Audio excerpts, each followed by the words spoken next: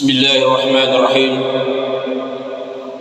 السلام عليكم ورحمة الله وبركاته. الحمد لله، شهر رمضان الذي أنزل فيه القرآن هدى للناس وبينات من الهدى والفرقان. أشهد أن لا إله إلا الله وحده لا شريك له، وأشهد أن محمدا عبده ورسوله.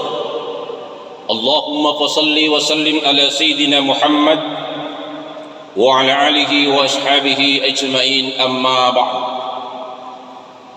Jemaah tarawih yang sama dimuliakan oleh Allah, seindah-indah ucapan, semulia-mulia ucapan, tidak lain ucapan itu adalah Alhamdulillahi Rabbil Alamin. Segala puji bagi Allah, Tuhan semesta alam. Ayat ini terdapat di dalam surah Al-Fatihah. Ayat ini tidak sah salat kita kalau kita tidak baca di dalam salat. Begitu juga sebagai wujud cinta kita kepada Rasulullah sallallahu alaihi wasallam, marilah senantiasa kita mengikuti sunnah-sunnah Rasulullah dan banyak bersalawat kepada Rasulullah sallallahu alaihi wasallam. Salah satu yang dicintai Rasulullah sallallahu alaihi wasallam dan akan bersama di dalam surga kenikmatannya Allah Subhanahu wa taala adalah umat yang banyak bersalawat kepada Rasulullah sallallahu alaihi wasallam. Aulan nasi bi yaumil qiyamati aksurkum ala salat. Sedekat-dekat manusia kepada baginda Rasulullah sallallahu alaihi wasallam pada hari kiamat adalah manusia yang terbanyak salawatnya kepada Rasulullah sallallahu alaihi wasallam. Salah satu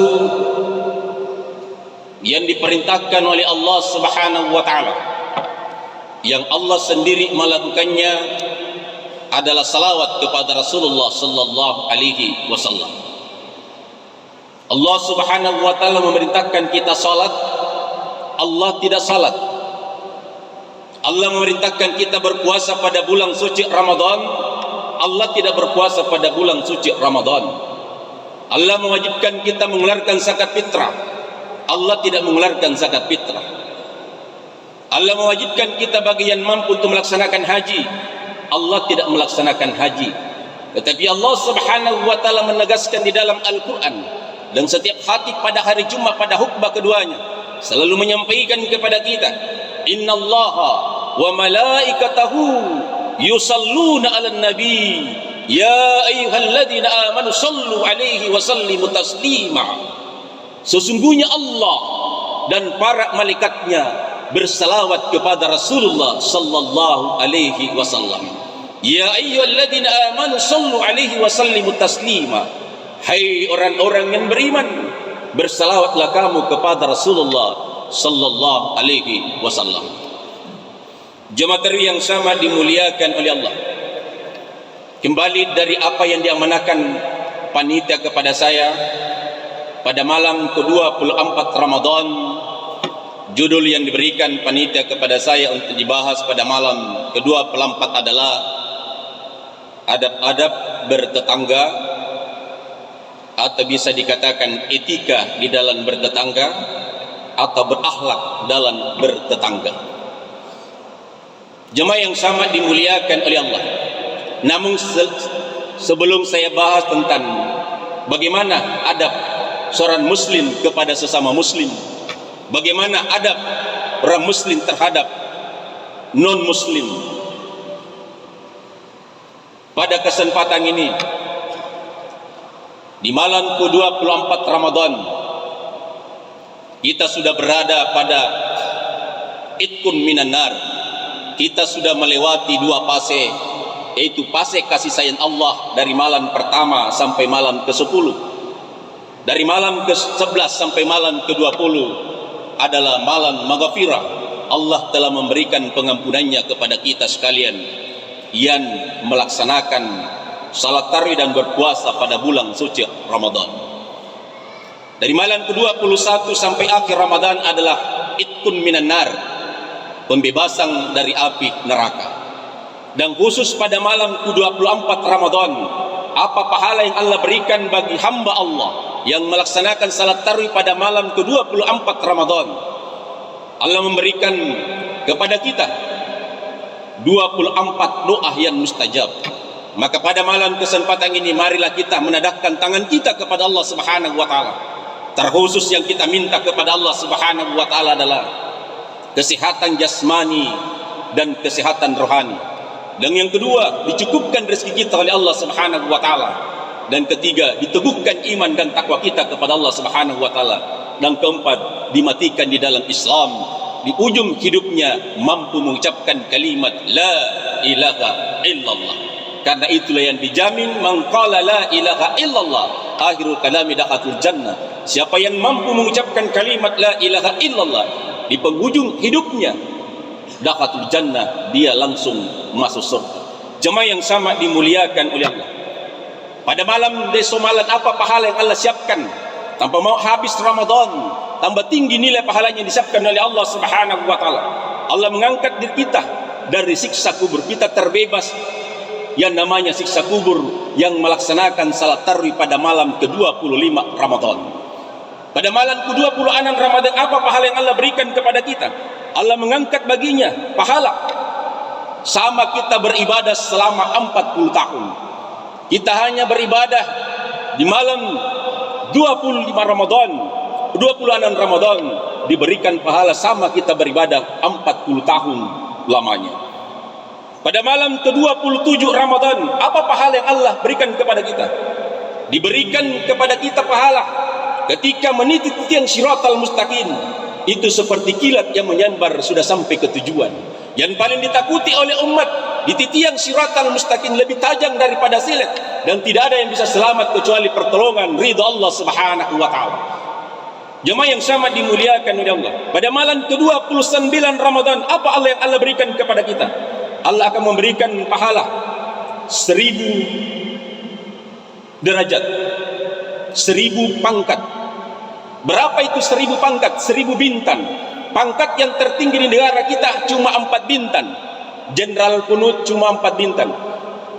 Kita akan diberikan 1000 bintang, mulai dari ujung kaki sampai kepala. Jemaah yang sama dimuliakan oleh Allah. Dan malam terakhir adalah malam 29 akan diberikan pahala oleh Allah Subhanahu wa taala. Diberikan 1000 haji mabrur. Al-haji mabrur laisa lahu ilal jannah. Haji mabrur tidak lain balasannya adalah surga, kenikmatannya Allah Subhanahu wa taala. Maka sangat beruntung yang menghadiri salat pada malam ke-29 Ramadan. Dan pada akhir Ramadan akan diberikan makanan yang tidak pernah dinikmati di alam surga, kenikmatannya Allah Subhanahu wa taala. Akan diberikan minuman yang tidak akan pernah kita haus ketika meminumnya. Itulah yang akan diberikan ketika kita berada di padang mahsyar. Jemaah yang sama dimuliakan oleh Allah. Setelah itu, untuk meraih daripada surga kenikmatan Allah Subhanahu wa taala, tidak terluput dengan habdu minan nas, hubungan kita kepada manusia, dan habdu minallah, hubungan kita kepada Allah melalui dengan ibadah. Melalui dengan bertetangga, dengan bagaimana bertetangga secara Islam. Yang pertama, sebagai orang Islam, di dalam Al-Quran dijelaskan, wa ta'awanu 'alal birri wat taqwa wa la ta'awanu 'alal ismi wal 'udwan. Tolong menolonglah kamu dalam berbuat kebajikan dengan takwa, dan janganlah kamu tolong menolong dalam berbuat dosa atau pelanggaran. Inilah habdu minan nas kita yang harus kita perbaiki. Walaupun bagus hubungan kita kepada Allah Subhanahu wa taala, tetapi hubungan kita kepada sesama tidak bagus. Itu terjadi ketimpangan di dalam kehidupan kita. Maka kewajiban kita terhadap sesama, terkhusus kepada tetangga kita, adalah selalu menyapa, selalu memberi salam, selalu menanyakan tetangga kita, dan selalu menjaga perasaannya tetangga kita. Ketika Rasulullah sallallahu alaihi wasallam, pernah Rasulullah sallallahu alaihi wasallam pada periode Mekah, Rasulullah sallallahu alaihi wasallam selalu diberaki rumahnya Rasulullah selama 3 malam. Siapa yang melakukan itu? Abu Jahal. Setiap Rasulullah melaksanakan salat subuh, selalu ada kotoran manusia. Apakah Nabi marah? Tidak. Dia membersihkan, lantas setelah dia membersihkan baru dia melaksanakan salat. Besok subuhnya lagi ada lagi, lebih besar lagi. Mungkin dia undang lagi saudaranya, mungkin juga orang tuanya. Berak di depan rumahnya Rasulullah, di teras rumahnya Rasulullah. Apakah Rasulullah marah? Tidak. Dia membersihkan kotoran manusia itu. Ketiga harinya tetap lebih besar lagi. Apakah Rasulullah marah? Tidak. Keempat harinya sudah tidak ada kotoran. Dia cari, mana langganan saya ini. Bagaimana kalau kita umatnya?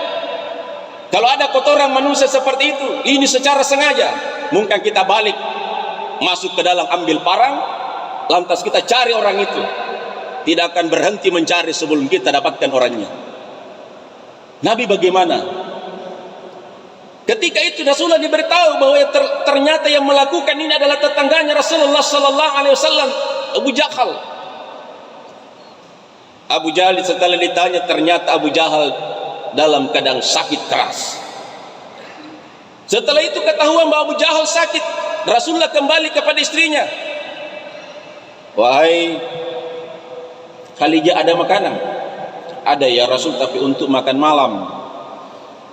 Bungkus, ada tetangga kita yang sakit. Siapa yang sakit? Yang membawakan, yang berak di rumahnya Rasulullah. Apa balasannya terhadap? Dia bawakan makanan. Kalau kita umatnya Rasulullah, bukan makanan yang kita siapkan tapi racun. Mungkin kita berikan makanan tapi disusuki dengan racun supaya mati sekalian. Rasulullah memberikan dengan ikhlas. Ketika dia ketuk rumahnya Abu Jahal, dia beri salam, dia mengatakan langsung saja masuk. Tanya bahwa Rasulullah, Abu Jahal gemetaran bahwa pasti Rasulullah balas dendam kepada saya. Ternyata apa yang dilakukan? Kata Rasulullah sallallahu alaihi wasallam, saya dengar kamu sakit. Iya Rasulullah. Saya bawa makanan. Apa kata Abu Jahal? 3 malam saya berikan kamu kotoran. Kamu yang pertama datang memberikan makanan kepada saya. Inilah salah satu akhlak Rasulullah sallallahu alaihi wasallam. Begitu juga seorang sufi yang bernama Hasan al-Basri. Dia bertetangga dengan seorang Yahudi. Bagaimana Hasan al-Basri terhadap orang Yahudi itu? Itu kotoran WC-nya masuk dalam rumahnya Hasan al-Basri. Dia tidak pernah memberitahu bahwa kotoran pembuangan WC masuk dalam rumah saya. Selama 20 tahun dia dengan ikhlas membersihkan. Selama 20 tahun Hasan al-Basri. Karena memang dia orang sufi. Jemaah yang sama dimuliakan oleh Allah. Inilah salah satu gambaran. Untuk apa? Dia menjaga perasaan tetangganya. Jemaah yang sama dimuliakan oleh Allah. Betapa banyak yang dikisahkan oleh Allah Subhanahu wa taala, memberikan, makanya kunci daripada tetangga adalah sama-sama menjaga perasaan, dan kuncinya adalah sabar menghadapi tetangga kita. Karena ketika kita sakit, yang pertama menjenguk kita adalah tetangga kita. Dan kalau tetangga kita minta pinjaman, maka pinjamilah kalau kita punya. Jemaah yang sama dimuliakan oleh Allah. Kalau dia wafat, antarlah jenazahnya. Inilah satu kewajiban terhadap tetangga kita. Jemaah yang sama dimuliakan oleh Allah. Dan hak kita adalah tutuplah aibnya. Kalau kita ada aib di dalam bertetangga, jangan pernah sampaikan kepada tetangga yang lain bahwa orang ini tidak baik kepada saya. Cukup kita yang tahu dengan Allah Subhanahu wa taala. Kenapa? Siapa yang menutup aib kejelekan sesamanya, Allah juga akan menutup kejelekan kita kepada sesama. Jemaah yang sama dimuliakan oleh Allah. Olehnya itu kuncinya adalah bagaimana sama-sama menjaga di dalam bertetangga. Terkhusus lagi kepada yang non Islam. Di sini disebutkan harus berhati-hati dan bertoleransi. Jemaah yang sama dimuliakan oleh Allah. Mudah-mudahan apa yang saya sampaikan bisa menjadikan motivasi dalam meningkatkan ibadah kita, terkhusus dalam bagaimana hablu minan nas kita perkuat, karena sumber kebahagiaan keselamatan di dunia wal akhirah ketika kita dikatakan tetangga kita adalah orang baik, maka kita adalah orang baik. Tetapi kalau tetangga kita mengatakan kita adalah orang tidak baik, walaupun orang lain mengatakan kita baik, tetapi tetangga kita mengatakan tidak baik, kita orang yang tidak baik, karena yang paling banyak tahu adalah tetangga kita. Wallahu muwaffiq ila aqwamit thariq. Assalamualaikum warahmatullahi wabarakatuh.